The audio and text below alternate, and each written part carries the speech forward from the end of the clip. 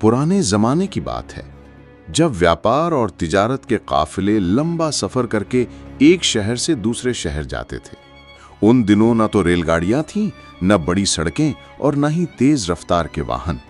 लोग ऊंटों, घोड़ों और खच्चरों पर सफर करते और कारवां की शक्ल में निकलते ताकि रास्ते के डाकुओं और लुटेरों से बच सकें। इराक और शाम के बीच का इलाका अपनी रौनक और बाजारों के लिए मशहूर था। वहां की गलियों में तरह तरह का सामान बिकता, मसालों की खुशबू फैलती और सुनारों की दुकानों पर सोने चांदी की चमक दिखाई देती। उसी इलाके में एक छोटा सा कस्बा था जहां हसन नाम का एक नौजवान रहता था। हसन एक साधारण घराने का लड़का था। उसका घर मिट्टी और ईंट का बना हुआ था। छत पर खजूर की डालियां रखी थी और दरवाजे पर पुराना लकड़ी का पर्दा लटकता था। हसन के वालिद मजदूरी करके घर चलाते थे। माँ अल्लाह को प्यारी हो चुकी थी। हसन ने बचपन से ही मेहनत और तंगी देखी थी। उसका कपड़ा साधारण था, पैरों में सस्ती सी चप्पलें थीं, मगर चेहरा रोशन था और आंखों में उम्मीद की चमक। वो हर रोज सुबह सुबह मस्जिद जाता, फजर की नमाज अदा करता और फिर अपने अब्बा की मदद करता। कभी बाजार से सामान लाता, कभी किसी अमीर आदमी के यहाँ काम करके कुछ पैसे कमा लाता। मगर हसन का दिल हमेशा यही चाहता था कि वो अपनी मेहनत से इतना कमा ले कि अब्बा को आराम मिले और घर की तंगी दूर हो जाए। एक सुबह उसने नमाज के बाद अपने अब्बा से कहा, अब्बा, मैं सोच रहा हूं कि अगले शहर जाऊं। वहां का कपड़ा और मसाले यहां अच्छे दाम में बिकते हैं। अगर अल्लाह ने चाहा तो थोड़ा कारोबार शुरू कर सकूंगा। अब्बा ने उसे गौर से देखा। बूढ़ी आंखों में चिंता भी थी और दुआ भी। बोले, बेटा, रोजी की तलाश करना बुरा नहीं, बल्कि ये तो इंसान का फर्ज है। मगर याद रख, हलाल कमाई ही बरकत लाती है। झूठ और धोखे से जो पैसा आएगा वो कभी टिकेगा नहीं। अल्लाह से हमेशा दुआ करना, नमाज छोड़ना मत और सफर में सब्र रखना। हसन ने सिर झुकाकर कहा, अब्बा, मैं हमेशा आपकी बात याद रखूंगा। उसने अपने अब्बा के हाथ चूमे और उनकी दुआ ली। उसने सफर की तैयारी की। एक पुरानी गठरी में थोड़े से चांदी के सिक्के रखे। ये वही सिक्के थे जो उसने सालों की मेहनत से बचाए थे। साथ में रोटियां, खजूर और पानी की मशक रखी। सुबह सुबह वो कस्बे से निकला। रास्ते में खजूर के पेड़ दिखते, कहीं कहीं चरवाहे अपनी बकरियों को चराते नजर आते। आसमान नीला था और सूरज धीरे धीरे निकल रहा था। रेगिस्तान की रेत सुनहरी लग रही थी। कई घंटे चलने के बाद दोपहर ढलने लगी। हसन ने सोचा कि थोड़ी देर आराम कर लूं। उसने एक बड़े पेड़ की छांव तले बैठकर पानी पिया और खजूर खाई। थकान के बावजूद उसके दिल में अजीब सी तसल्ली थी। उसने आसमान की तरफ देखा और दुआ मांगी, या अल्लाह, मेरे सफर को आसान कर, मुझे धोखे और बुराई से बचा। उसी वक्त दूर से 3 आदमी आते दिखाई दिए। उनके कपड़े साफ सुथरे थे, पैरों में मजबूत जूते थे और हाथ में लकड़ी के डंडे थे। वो बातें करते हुए हंस रहे थे। जब वो करीब पहुंचे तो मुस्कुराकर हसन को सलाम किया। अस्सलामु अलैकुम भाई। हसन ने जवाब दिया, वालेकुम अस्सलाम। ये तीनों थे करीम, समीर और फराज।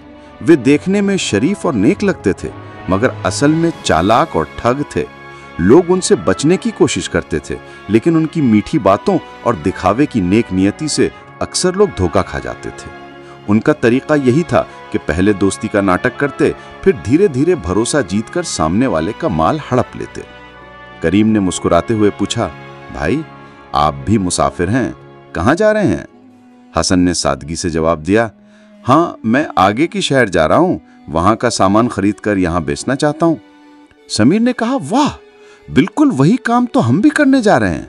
अकेले सफर करना मुश्किल होता है, क्यों ना हम सब साथ चलें। साथी रहेंगे तो सफर आसान होगा और खतरा भी कम होगा। हसन ने सोचा, ये अच्छी बात है। अकेले सफर करना वाकई मुश्किल होता है। अगर साथी मिल जाएं तो बातें करते करते सफर आसान लगेगा। उसने हामी भर दी। अब चारों साथ चलने लगे। रास्ते भर बातें होने लगीं। करीम और समीर तरह तरह के किस्से सुनाते, किसी व्यापारी की सफलता की कहानी, किसी कारवां की लूट का जिक्र, किसी बाजार की रौनक। हसन बड़े ध्यान से सुनता और बीच बीच में सवाल भी करता। फराज चुप रहता, मगर उसकी नजरें बार बार हसन की गठरी पर जाती। कुछ दूर चलने के बाद करीम ने कहा, भाई हसन, क्या तुम्हें मालूम है कि इस रास्ते में एक पुराना खजाना छुपा हुआ है? हसन ने हैरत से पूछा, खजाना कहां? फराज ने धीमे स्वर में कहा, यह राज हर किसी को नहीं मालूम। सदियों पहले एक अमीर ताजर ने लुटेरों से बचाने के लिए अपना खजाना एक गाड़ी में गाड़ दिया था। कई लोगों ने ढूंढा मगर नाकाम रहे। हमें उस जगह का पता है मगर हम अकेले नहीं कर सकते। हमें चौथे साथी की तलाश थी और देखो अल्लाह ने हमें तुमसे मिला दिया। हसन को उनकी बात अजीब लगी। उसे लगा कि शायद ये सब झूठ हो, मगर उसने सोचा कि क्यों कोई बेवजह ऐसी बात करेगा। दिल में थोड़ी शंका जरूर थी मगर चेहरे पर उसने भरोसा ही दिखाया। उसने कहा, अगर ये सच है तो हमें बराबर हिस्सा लेना चाहिए। तीनों ठगबाजों ने मुस्कुराकर सिर हिलाया। उनके दिल में यह सोच थी कि यह लड़का तो बिल्कुल भोला है, इसे बेवकूफ बनाना आसान होगा। रात होने लगी तो चारों एक नखलिस्तान में पहुंचे। वहां खजूर के पेड़ थे और बीच में एक छोटा तालाब था। चांदनी हर तरफ फैल रही थी। सबने खाना निकाला।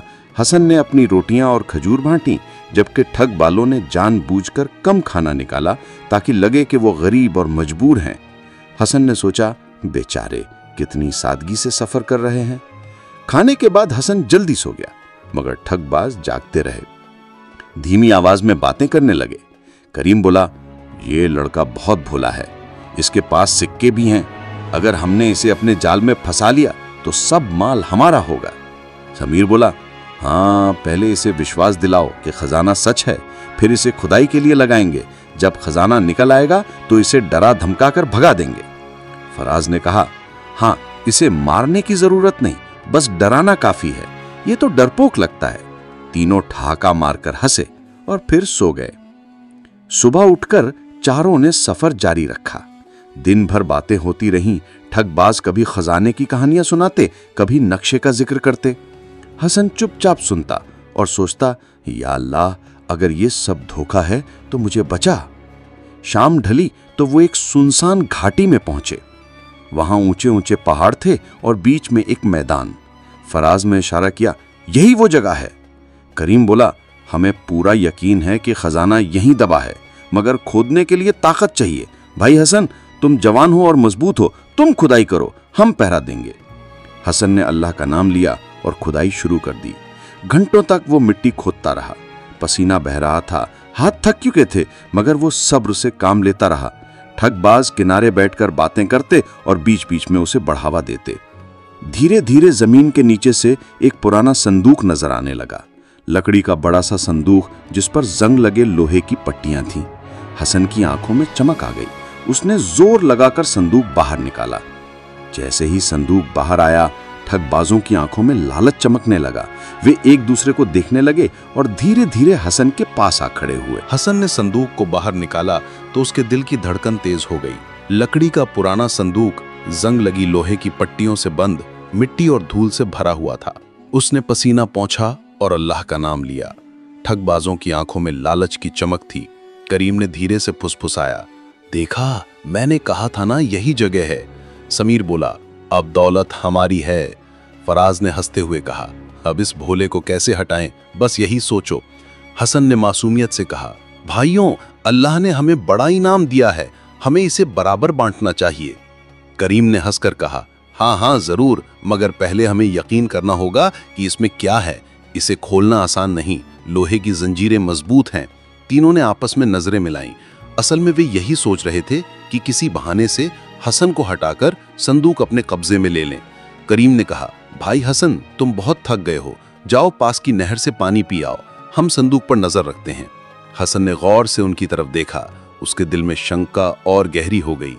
उसने सोचा, ये मुझे क्यों बार बार हटाना चाहते हैं, मगर उसने सीधा जवाब दिया, नहीं, मैं यहीं रहूंगा, हम सब साथ मिलकर इसे खोलते हैं। तीनों ठगबाजों ने मजबूरी में हामी भर दी। उन्होंने मिलकर लोहे की पट्टियां तोड़ने की कोशिश की, मगर संदूक मजबूत था। काफी मशक्कत के बाद भी वो नहीं खुला। थककर सब बैठ गए। रात गहराने लगी। आसमान पर तारे टिमटिमाने लगे। घाटी में सन्नाटा फैल गया। हसन ने सोचा कि अब सोना चाहिए, मगर उसके दिल में हल्की सी बेचैनी थी। उसने दुआ की, या अल्लाह, अगर ये लोग मुझे धोखा देना चाहते हैं तो तू मुझे बचा। तीनों ठगबाज आपस में धीरे धीरे बातें करने लगे। करीम बोला, ये लड़का समझदार बन रहा है, इसे हटाना आसान नहीं होगा। समीर बोला, हम इसे कल सुबह बेवकूफ़ बनाएंगे, कहेंगे कि पहले स्नान करना चाहिए क्योंकि ये खजाना पाक चीज़ है, जैसे ही ये पानी में जाएगा हम संदूक लेकर भाग जाएंगे। फराज ने सिर हिलाया, हाँ यही ठीक है, इसे खबर भी नहीं होगी। हसन पास ही लेटा था मगर नींद में झूलते हुए उसने उनकी कुछ बातें सुन ली। उसका दिल दहल गया मगर वो घबराया नहीं। उसने सोचा, अल्लाह ने मुझे इनके राज का पता दे दिया है, अब मुझे भी अक्ल से काम लेना होगा। सुबह उठे, उन्होंने नमाज पढ़ी और फिर खाने लगे। हसन ने खजूर निकाली जबकि ठगबाजों ने थोड़ी सी रोटी निकाली। खाने के बाद करीम ने योजना के मुताबिक कहा, भाई हसन, हमें लगता है कि यह खजाना कोई मामूली चीज नहीं, हमें इसे खोलने से पहले स्नान करना चाहिए ताकि पाक होकर अल्लाह का शुक्र अदा करें। हसन ने मासूमियत का नाटक करते हुए कहा, हाँ ये सही है, इंसान को पाक होकर ही नेमत उठानी चाहिए। पास ही नदी है, तुम लोग पहले जाकर स्नान कर लो, मैं संदूक पर नजर रखता हूँ, जब तुम आ जाओगे तब मैं जाऊंगा। तीनों के चेहरों पर खुशी फैल गई। उन्हें लगा कि उनकी चाल सफल हो गई है। वे हंसते हुए नदी की ओर चल दिए। हसन अकेला रह गया। उसने तुरंत संदूक को देखा। उसके दिल में अल्लाह का नाम आया और उसने सोचा, अब मुझे तेजी से फैसला करना होगा। उसने संदूक को खींचते खींचते जंगल की ओर ले जाना शुरू किया। संदूक भारी था मगर हसन के हाथों में उस वक्त गजब की ताकत थी। करीब आधे घंटे बाद जब ठगबाज लौटे तो संदूक गायब था। उन्होंने इधर उधर देखा और चिल्लाने लगे। करीम गुस्से से बोला, धोखेबाज, ये हमें बेवकूफ बना गया। समीर ने दांत पीसते हुए कहा, हमने सोचा था कि हम इसे ठगेंगे मगर ये तो हमसे ज्यादा चालाक निकला। फराज ने कहा, अब इसे पकड़ना मुश्किल है, अगर ये शहर पहुंच गया तो हमारी पोल खुल जाएगी। वे गुस्से और पछतावे में चिल्लाते रह गए। उधर हसन जंगल की एक गुफा में पहुंचा। उसने संदूक को वहां छुपा दिया और अल्लाह का शुक्र अदा किया। उसने कहा, या अल्लाह, तू ही है जिसने मुझे इन ठगों से बचाया। मैं इस माल को अपने लालच के लिए नहीं रखूंगा, मैं इसे नेक कामों में खर्च करूंगा। गांव की हवाओं में आज सुकून था। पिछले दिनों का हंगामा अब ठंडा हो चुका था। हसन का नाम गांव में एक मिसाल की तरह लिया जाने लगा था। लोग कहते, देखो कैसे एक नौजवान ने लालच से बचकर ईमानदारी निभाई और अमानत को सही जगह पहुंचाया।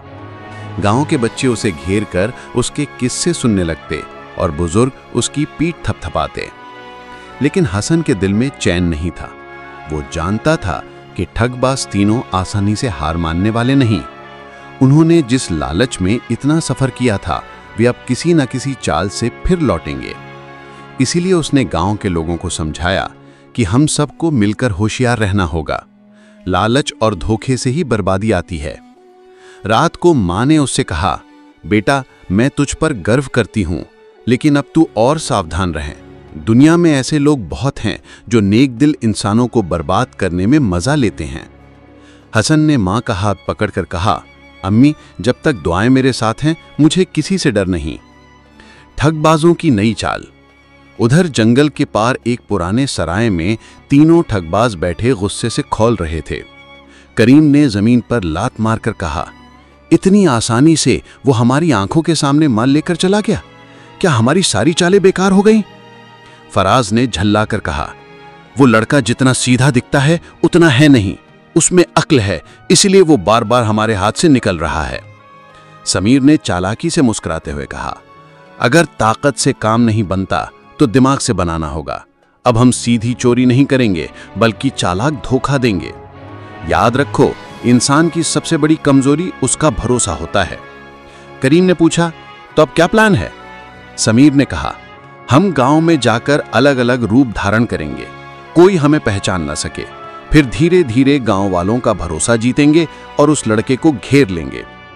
तीनों की आंखों में शैतानी चमक उभर आई। कुछ ही दिनों बाद गांव में 3 अजनबी दाखिल हुए।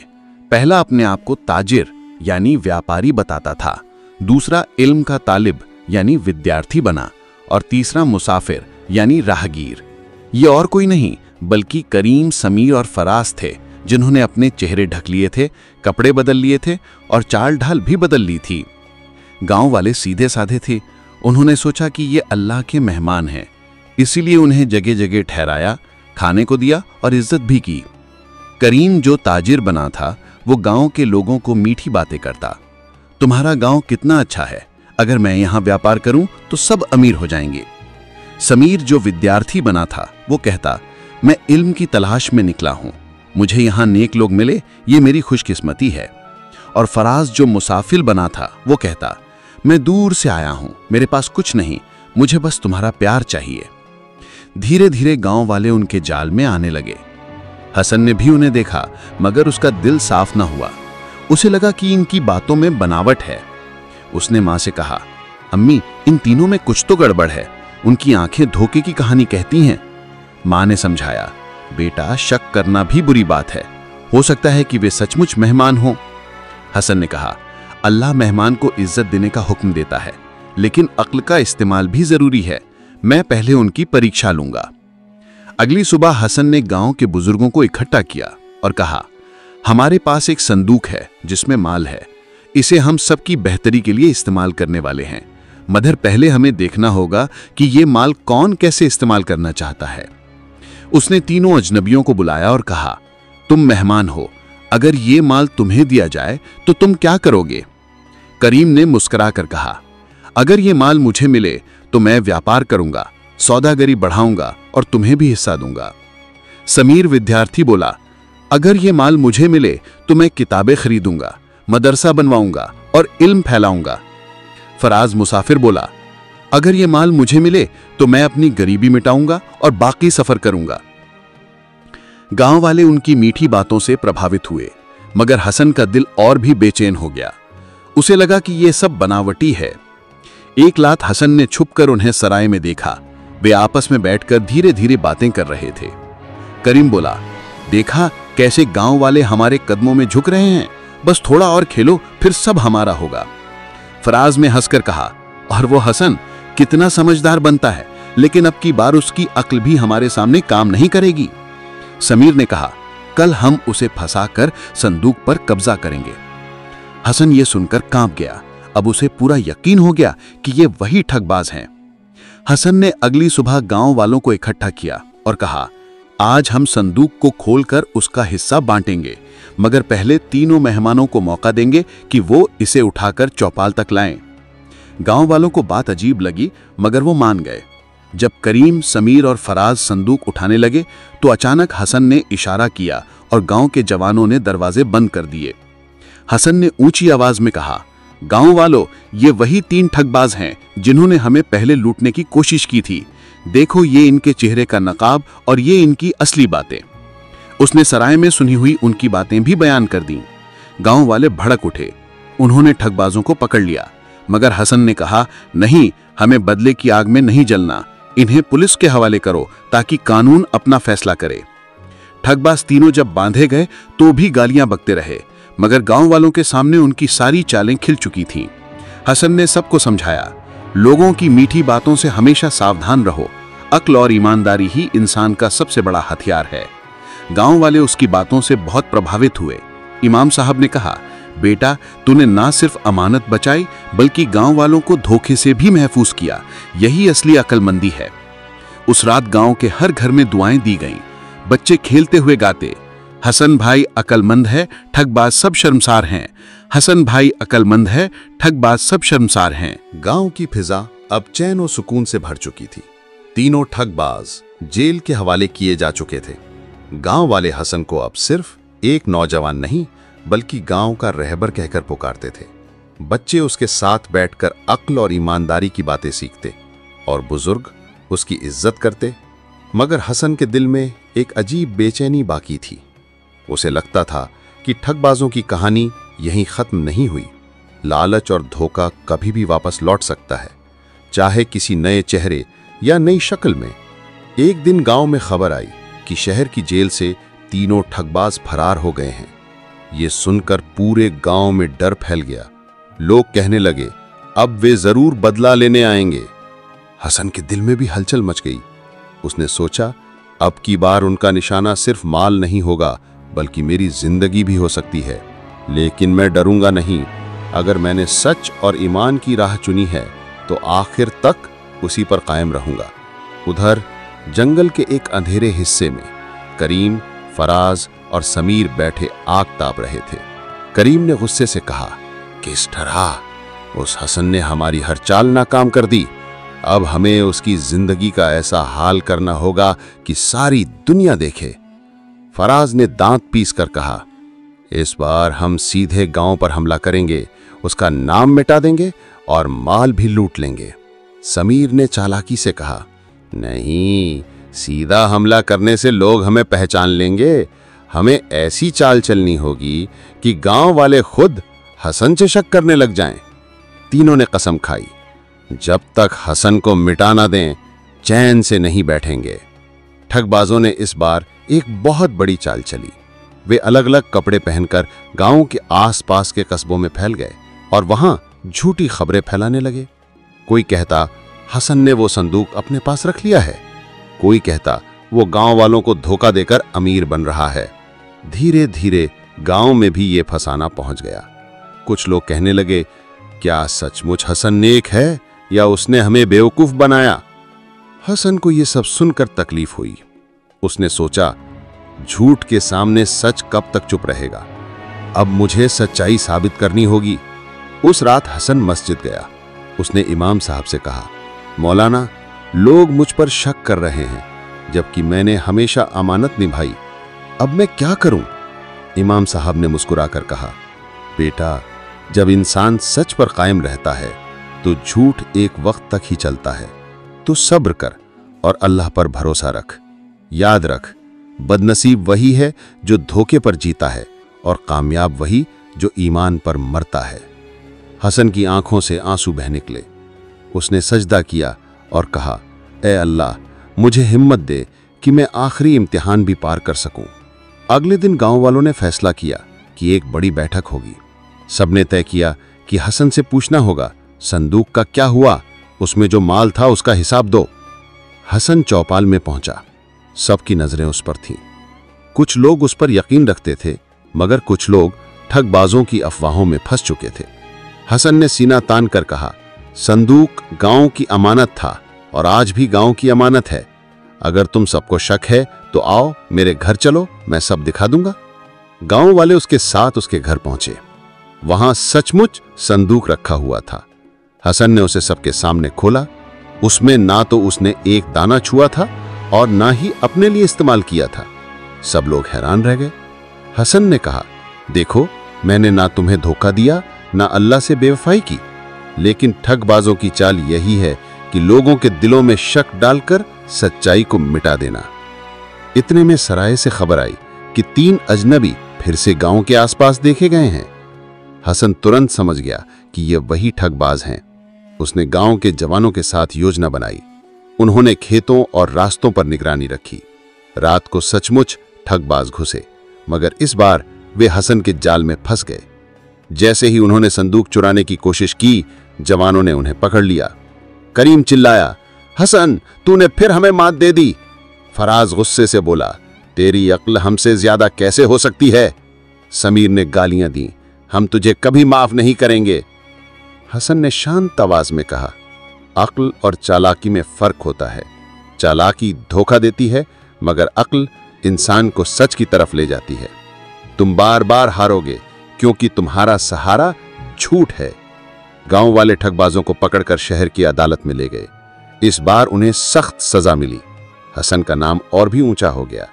इमाम साहब ने कहा, आज हमने सीख लिया कि अक्ल और ईमान साथ हों तो सबसे बड़ी चालाकी भी नाकाम हो जाती है। गांव वाले झूम उठे और बोले, हसन जिंदाबाद, सच्चाई की जीत जिंदाबाद।